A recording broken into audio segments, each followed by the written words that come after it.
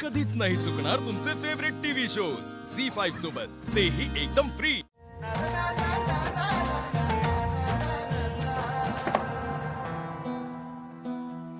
दादा, अरे तू कुंडली बघायला गुरुजींना बोलवलेस आणि आपल्याकडे मुलाची पत्रिका कुठे आहे? अर लक्षातच नाही माझ्या. थांब, शत्रूला फोन करून सांगतो.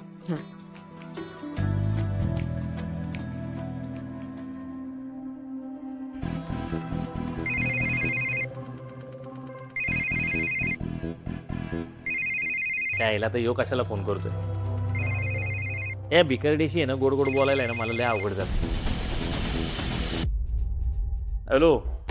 हा, मी काय म्हणत होतो, आज गुरुजींना घरी बोलवलंय तेजू आणि समीर पाहुण्यांची पत्रिका बघायला. तर तू आणि आत्या पाहुण्यांना घेऊन येशील का? पत्रिकेचं कुठनं काढलंय ना मधीच? चुकून यांच्या पत्रिकेतलं गुण जुळलंच नाही तर? नाही, असं नाही झालं पाहिजे. शत्रू, हॅलो. हा, मी म्हणलं येतोयस ना पाहुण्यांना घेऊन? मी काय म्हणतोय राजे, अहो हे पत्रिकेचं कशाला पाहिजे? आजकाल कोण विश्वास ठेवतो बरं पत्रिकेवर?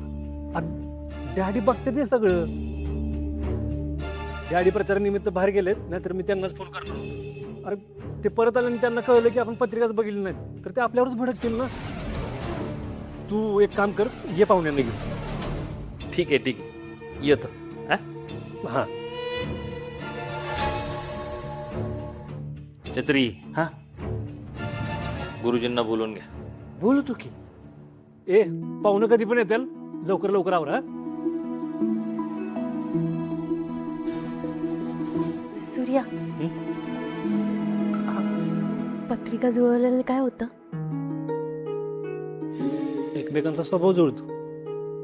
आणि ते जुळल्याने ते एकमेकांना जास्त समजून घेतात आणि त्यांचं एकमेकांवर जास्त प्रेम बसतं. जसं आपलं बसलंय, हो ना? मी काय म्हणते सूर्या, आपण आपली ही पत्रिका दाखवूयात का? बघूयात तरी 36च्या 36 गुण जुळतायत का?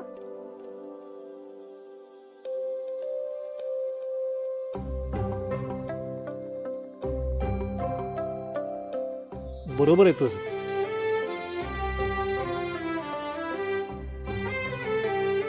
आपल्या पत्रिका मी कधीच बघून ठेवलं.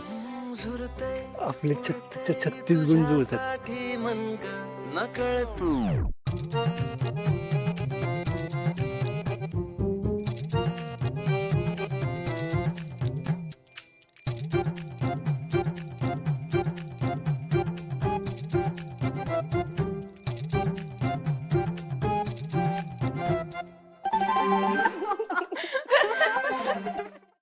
झी5 ॲप डाउनलोड करा आणि पहा सर्व एपिसोड्स एकदम फ्री.